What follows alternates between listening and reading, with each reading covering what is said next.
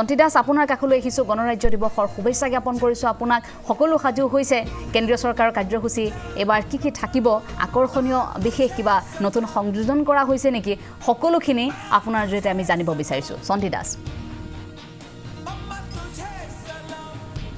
হয় এঞ্জেলা মই যেহেতুকে ৭৭ সংখ্যক গণৰাজ্য দিৱস মোৰ N24 সকলোলৈ শুভেচ্ছা জ্ঞাপন কৰিলোঁ আৰু মই বৰ্তমান উপস্থিত খানাপাৰাত ইয়াতে হিতেশ আছে মোৰ সৈতে হিতেশে বৰ্তমান যি খানাপাৰাত যি অনুষ্ঠান সেই অনুষ্ঠান ইয়াতে এই খানাপাৰা ফিল্ডতে অনুষ্ঠান বৰ্তমান যে সাজু কৰি তুলি লোৱা হৈছে যে খানাপাৰা যিটো 9 বজাৰ লগে ইয়াতে যে গভৰ্ণৰে আহি ইয়াতে পতাকা উত্তোলন কৰিব ইতিমধ্যে যি সাময়িক যি তেওঁলোকৰ প্ৰস্তুতি সেই প্ৰস্তুতি ইতিমধ্যে সম্পূৰ্ণ হৈ উঠিছে এই মুহূৰ্তত যদি চাই আপুনি যিহেতুকে আৰু ভিতৰৰ ফালে যি বেণ্ডৰকে ধৰি বিভিন্ন লোক আহি ইয়াতে উপস্থিত হৈছে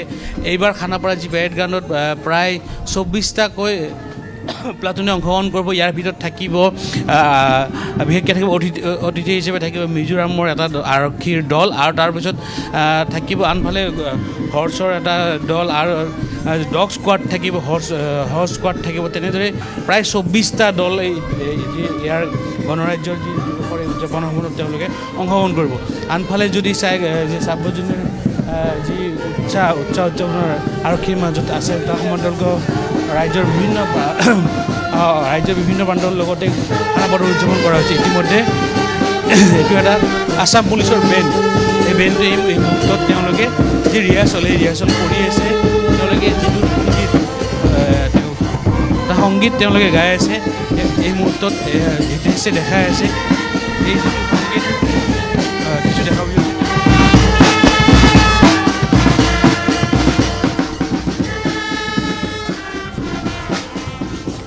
সুন্দৰকৈ তেওঁলোকে যি নিজৰ যি মিউজিক ইনষ্ট্ৰুমেণ্টৰে তেওঁলোকে বজাই আছে ইতিমধ্যে তেওঁলোকৰ পৰা এই অনুষ্ঠান তেওঁলোকে প্ৰস্তুতি যি দৃশ্য দেখাইছে আনফালে যদি চাই আন কিছু দল ভিতৰৰ ফালে যি ইতিমধ্যে তেওঁলোকে সাজু হৈছে আৰু ইয়াৰ সময়ত তেওঁলোকে এইটো ভাগত আমি দেখাব বিচাৰিছোঁ যি অসম পুলিচৰ বিভিন্ন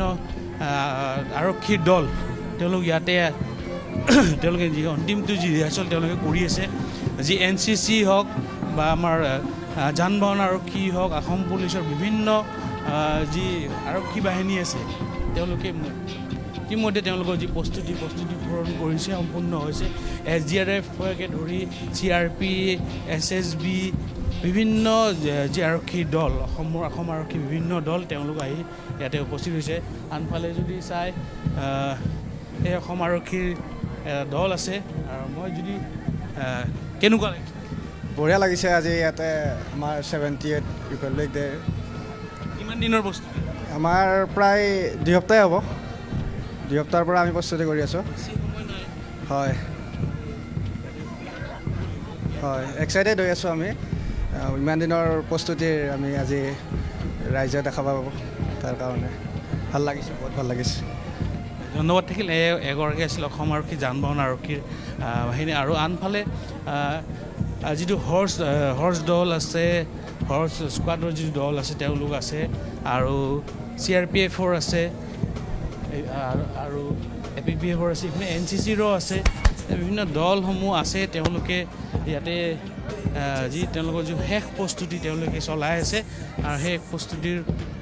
যি হৰ্চ স্কোৱাড মই যদি সম্ভৱ হয় এগৰাকী হৰ্চ স্কোৱাডৰ আছে মই কথা পাতিব বিচাৰিম প্ৰস্তুতি আমাৰ ঠিকে আছে গোটেইখিনি ভালেই হৈছে প্ৰেক্টিছো আমি আৰম্ভণিৰ পৰা কৰি আছোঁ বঢ়িয়া হৈছে কিমানগৰাকী আপোনালোকে অংশগ্ৰহণ আমাৰ 7টা ঘোঁৰা আছে 7টা ঘোঁৰা মিলিব আৰু এটা পাৰ্টি আমাৰ ডিব্ৰুগড়ত গৈছে ডিব্ৰুগড়তো তাতো চেণ্ট্ৰেলি মানে 26 জানুৱাৰী পেৰেড হৈছে এটা পাৰ্টি তাত গৈছে ধন্যবাদ এয়া আছিল আনফালে যি NCC যি স্কুলৰ যিসকল আছে NCC স্কোৱাড তেওঁলোক ইয়াতে আছে তেওঁলোকে কৰি আছে আনফালে সেইসকল NCC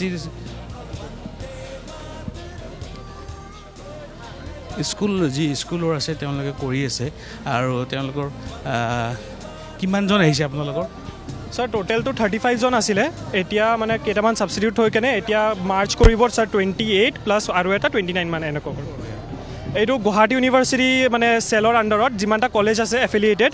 সেইবিলাকত আমি মানে এড কৰিছোঁ তাৰপিছত বেলেগ বেলেগ আৰু ইউনিভাৰ্চিটি আছে স্যাৰ তো বেলেগ বেলেগ ইউনিভাৰ্চিটিৰ পৰাও মানুহ আহিছে কিমান দিনৰ প্ৰস্তুতি তেওঁলোক আমি লাষ্ট অলমষ্ট 2 উইক্সৰ পৰা এইটো ট্ৰেইনিং কৰি আছোঁ জিঅ'টো কৰি আছোঁ তাৰপিছত ইয়াতেও আহি কৰিছোঁ কেনেকুৱা সিহঁত কৰিছোঁতো এতিয়া ষ্টুডেণ্টছ হয় আমিতো NSS হয় ছাৰ তাৰপিছত মানে NCCৰ দৰে মানে আমাৰতো ইমান পাৰফেকশ্যন নাহে চ' পাৰফেকশ্যন কৰিবৰ কাৰণে মানে আমি দিনে ৰাতি প্ৰেক্টিছ কৰি আছোঁ আনফালে আৰু বহুকেইটা দলে আছে যদি চাই আপুনি NCCৰ পৰা ট্ৰেফিক ব্ৰাঞ্চৰ পৰা সকলো দলে এতিয়া তেওঁলোকে নিজৰ যি প্ৰস্তুতি তেওঁলোকে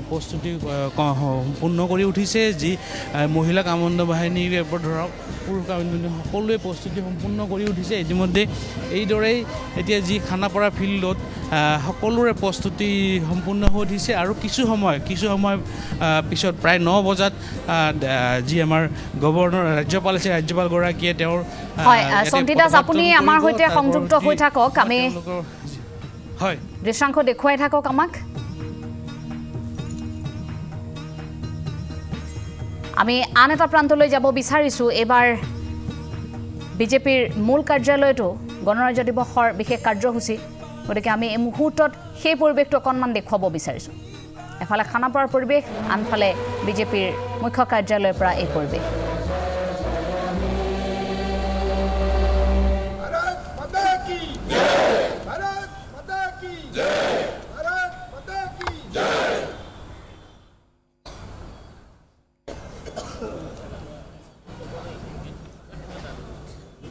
আমি মাননীয় ৰাজ্যিক সভাপতি শ্ৰীযুত দিলীপ ভূঞা ডাঙৰীয়া ৰাজ্যক সম্বোধন কৰিবলৈ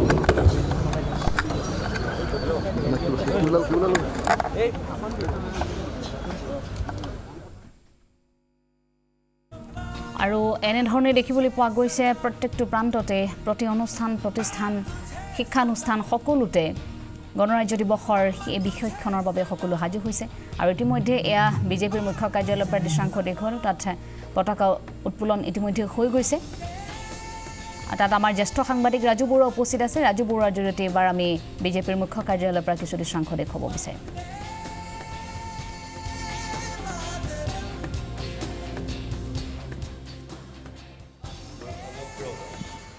দেশবাসীলৈ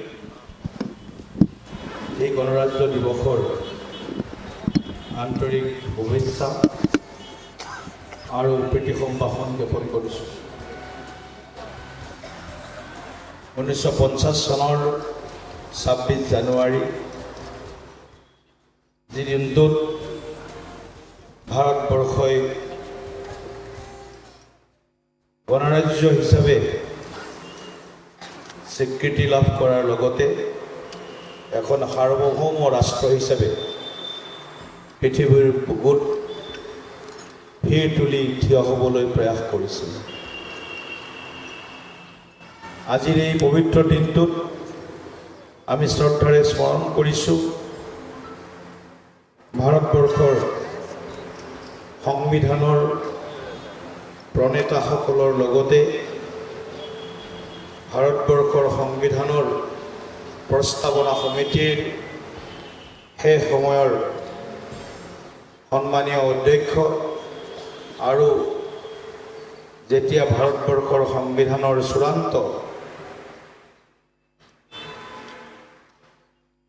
দিশ নিৰ্ণায়ক হৈ আছিল সেই সময়ত সংবিধান প্ৰণেতা হিচাপে বা আমাৰ দেশৰ এই সংবিধান প্ৰস্তাৱনা সমিতিৰ অধ্যক্ষ হিচাপে যিগৰাকী মহান মনীষীয়ে মহান দেশপ্ৰেমিকে এই দায়িত্ব গ্ৰহণ কৰিছিল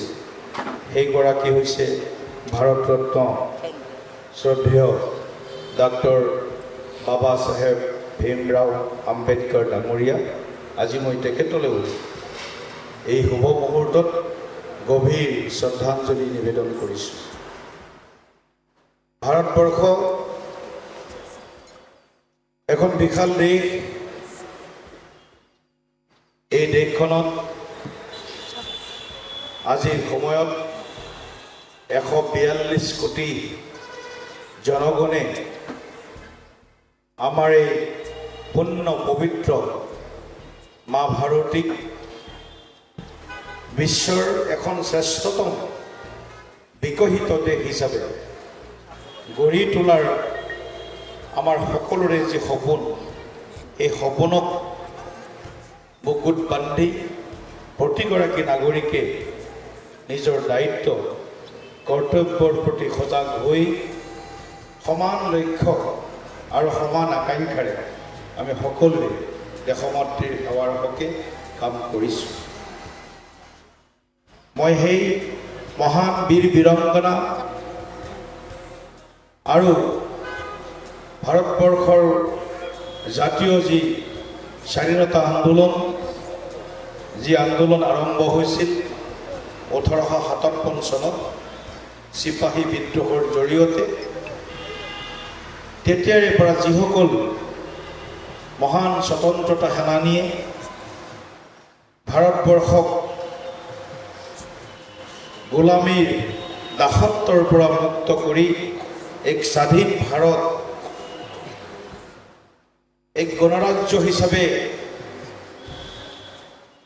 যে সপোন পুহি ৰাখিছিল, সেই সপোনক যিসকলে বাস্তৱ ৰূপ দিয়াত নিজৰ জীৱন পৰ্যন্ত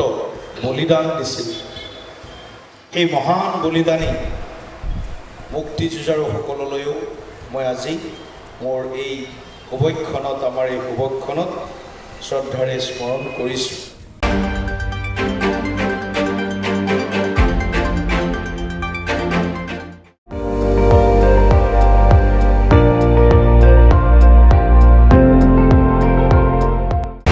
আপুনি চাই আছে ND24, সৰ্বশ্ৰেষ্ঠ নহয় সৰ্বোত্তমৰ দৌৰত।